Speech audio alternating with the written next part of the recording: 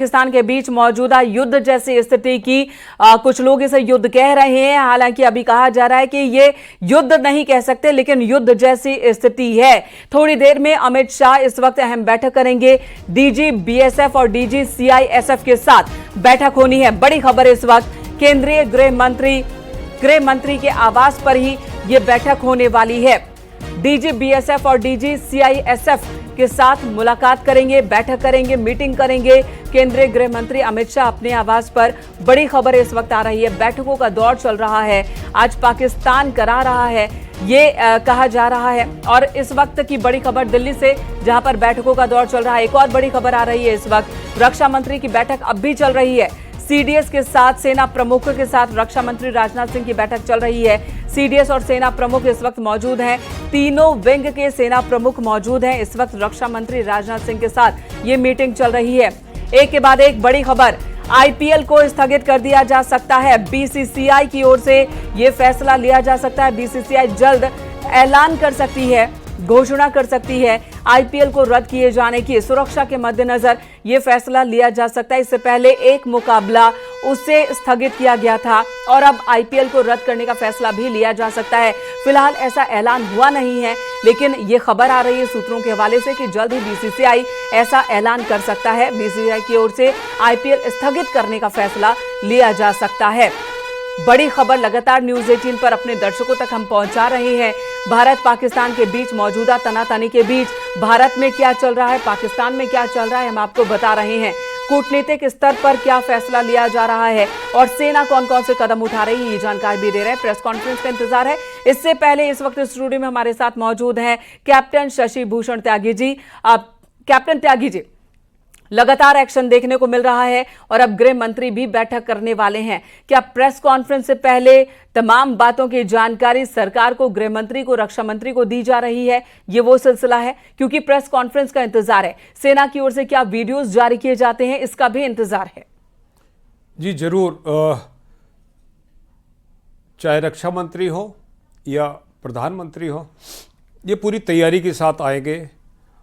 राष्ट्र को, अगर उनका उद्देश्य राष्ट्र को एड्रेस करना है, उनको बताना है कि क्या क्या है, प्रेस कॉन्फ्रेंस के जरिए रक्षा मंत्री भी बताएंगे कि क्या क्या कार्रवाई हो गई और आगे क्या क्या विकल्प वो तलाश कर रहे हैं और क्या क्या आगे हो सकता है। तो जब ऑपरेशन होता है तो पहला स्टेज होता है ब्रीफिंग और उसका आखिरी स्टेज होता है डीब्रीफिंग। तो रात की जो कार्रवाई हुई है उसकी डीब्रीफिंग उनको हो चुकी होगी। तीनों सेनाध्यक्षों ने बताया होगा कि ये कार्रवाई हुई, क्या स्ट्रेटेजी रही, क्या अप्रोच सक्सेसफुल रही और इसको कैसे इम्प्रूव किया जाए। वो सारे विकल्प टेबल पर पूरी तरह से चर्चा में विस्तार से उनका आकलन किया गया होगा। अब जब आश्वस्त हो गए रक्षा मंत्री, तो अब जब प्रेस के सामने आएंगे तो जाहिर है कि पूरी तरह से वो तैयार होंगे। नागरिक जानना चाहते हैं, प्रेस के जरिए ये पूछा जाएगा कि क्या विकल्प हैं और सफलता का स्तर क्या है, उनका अपना जो है कॉन्फिडेंस लेवल क्या होगा, उनका बात करने का तरीका दिखाया जाएगा। और ये सर्च ऑपरेशन की तस्वीरें दिखा रहे हैं, एक्सक्लूसिव ये तस्वीरें। सिंबल जो गांव है, लास्ट गांव है, वहाँ बीएसएफ की चौकी है, वहाँ पर जानकारी मिली है कि उसको लोग जो है 15 से 20 गांव वाले छोड़ के चले गए। वो देखिए, क्योंकि वो बॉर्डर के पास रहते हैं, उनकी रूटीन वहां पर है। हो सकता है कि उन्होंने अपने कुछ बीमार या किसी बुजुर्ग व्यक्ति को भेजा हो, अदरवाइज वो बहुत ही शूरवीरों की धरती है। अमूमन उनमें सभी गांव में फौजी और सबका फौजी हैं और वो जानते हैं कि कैसे लड़ना है। हमें उन्हें यही कल भी आदेश दिए थे। कल हम जगह जगह पर मिलकर आए थे कि किसी ने भी अपनी लोकेशन बिना कहे छोड़नी नहीं है। ऐसी कोई घबराहट की बात नहीं है। ठीक है। तो ग्राउंड जीरो पर सर्च ऑपरेशन जो है इस समय पठानकोट पुलिस का जो है वो चल रहा है। तस्वीरें हम दिखा रहे हैं किस तरह से जो कमांडो हैं, तस्वीरें मैं राजेंद्र कोंगा को दिखाने की कोशिश करें। जो कमांडो हैं, एसएसपी खुद इसको लीड कर रहे हैं और इस इलाके को पूरी तरह से सील करके देखा जा रहा है, नजर बनाई जा रही है। कुछ इनपुट मिले थे, वो इनपुट कह रहे हैं कि साझा नहीं किए जा सकते, लेकिन ये तस्वीरों के जरिए हम दिखा रहे हैं कि किस तरह से पंजाब पुलिस का ऑपरेशन जो है वो इस समय पठानकोट में जो है वो चल रहा है। राजेंद्र के साथ पंकज पई, न्यूज 18 पठानकोट।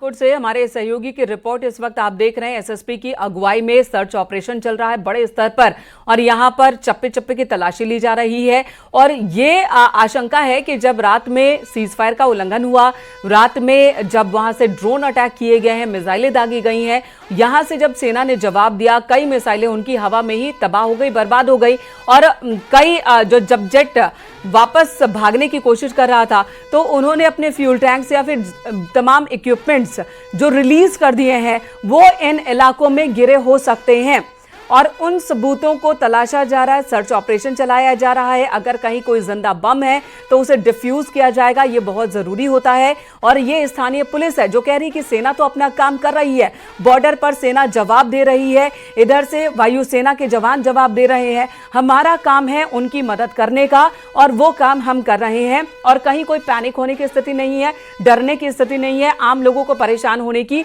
जरूरत नहीं है। ये सांत्वना, ये भरोसा भी पठानकोट के लोगों को दे रही है स्थानीय पुलिस।